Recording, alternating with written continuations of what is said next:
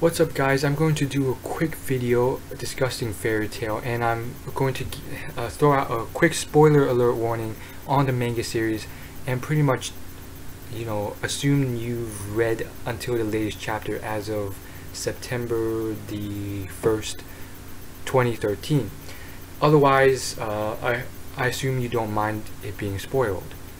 So I'm just going to touch on one topic, which is power levels. And that's one thing that a lot of people like to discuss. And so Fairy Tail, I really want to just discuss Acno Logia and Zeroth, because we do know that these are like pretty much the strongest people in Fairy Tail right now. Gildarts being probably the strongest in Fairy Tail, even maybe stronger than Makarov. I think I said his name right, Makarov. Gildarts stood no chance with Acno Logia, and then you saw like the rest of the mages after the mage tournament sort of struggle with just a handful of lesser tier dragons in comparison to Acno Logia, who is, if you guys need a refresher, this sort of human who practiced Dragon Slayer magic to such an extent that he transmuted and transformed into a dragon, and he was so strong that he enslaved and became the king of all the dragons. And so it's very clear that the top two are either Zeroth and Acno Logia. And if you want further proof, just another refresher, remember what happened with Gildarts. Gildarts, obviously, if you remember his fights, he's incredibly strong, ridiculously strong.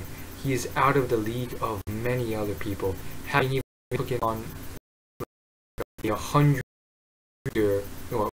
1,000-year ranked mission, which takes 1,000 years to complete. He didn't complete it, of course, but he still took it on. And we see from what he's done, he's on a completely different level than Natsu and the crew. And even him, he got his limbs torn apart. Now like half his body is like metal, almost like the Full Metal Alchemist. He's like all these stitches and stuff just because he ran into Acno Logia, who didn't even really try. Acno Logia was simply just trashing this Gildarts easily. And so let's discuss who's stronger. I believe, I don't think, I feel like this entire story was intertwined, but looking at what I know about the plot, I don't think it is. Correct me if I'm wrong, but Acno Logia and Zeroth seem to have lived in completely different times, or at least different storylines. I don't think they ever mixed. Acno Logia his entire life was during the sort of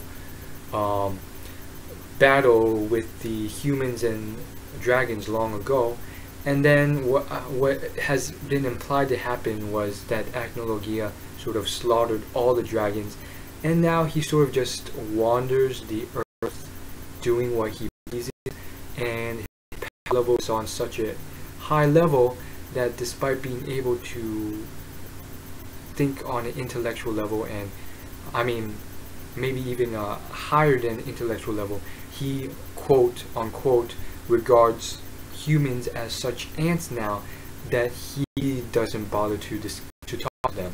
And we saw this right in the arc, at the end of the arc before the time skip, when he sort of lands on the island and just sort of obliterates them without even thinking, because there's such ants to him. And that's something, because typical dragons speak and have intellect on the level, if not higher than those of humans. And so, I mean, Acno Logia may be on a higher level, even on the intellectual level. But again, Zeroth, his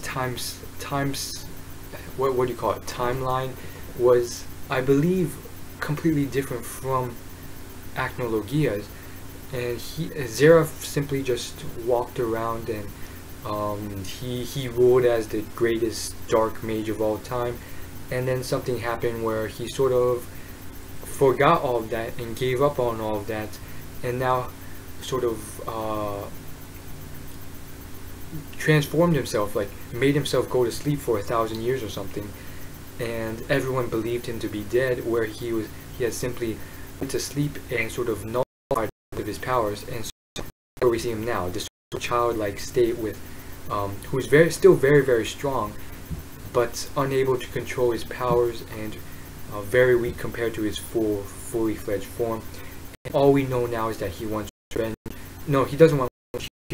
He's repentant and is purified by all the pain in the world through a sort of horrific means, similar to the Naruto series, but basically he wants to sort of, I believe, kill everyone in order to prevent further pain in the world, and that's his way of repenting. So it seems like they've both lived on different timescales. Now, why hasn't Acnologia trashed the entire world by now?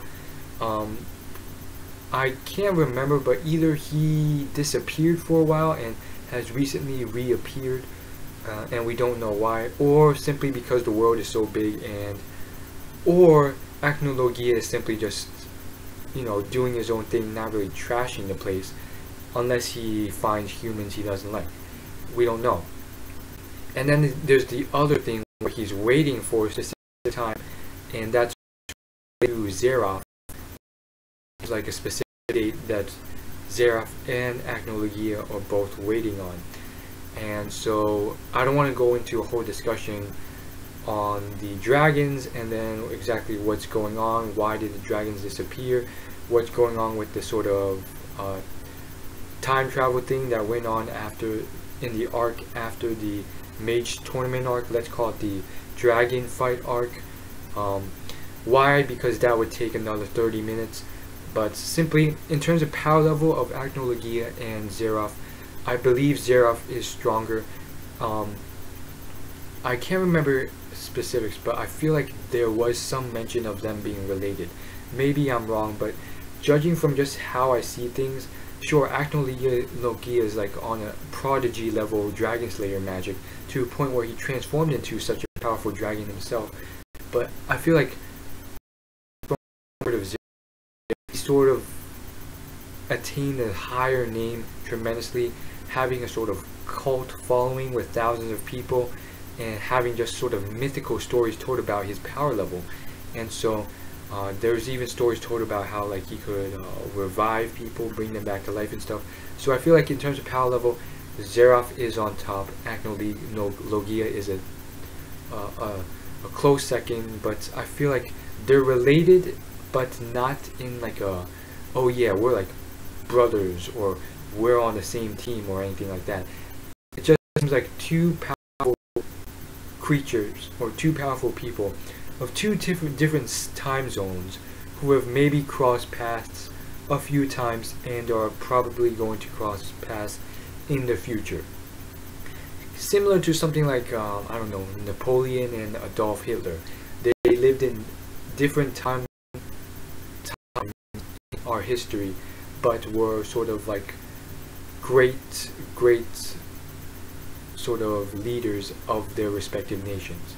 Again, Hitler, when I say great leader, I am simply saying that he was the biggest leader at the time. I'm saying he was like a moralistically good leader. That's not what I'm saying. So you get the point. That's all I'm saying. Let me know what you think about the power levels of these characters in Fairy Tail, or if I missed out on a character that might be stronger. Peace.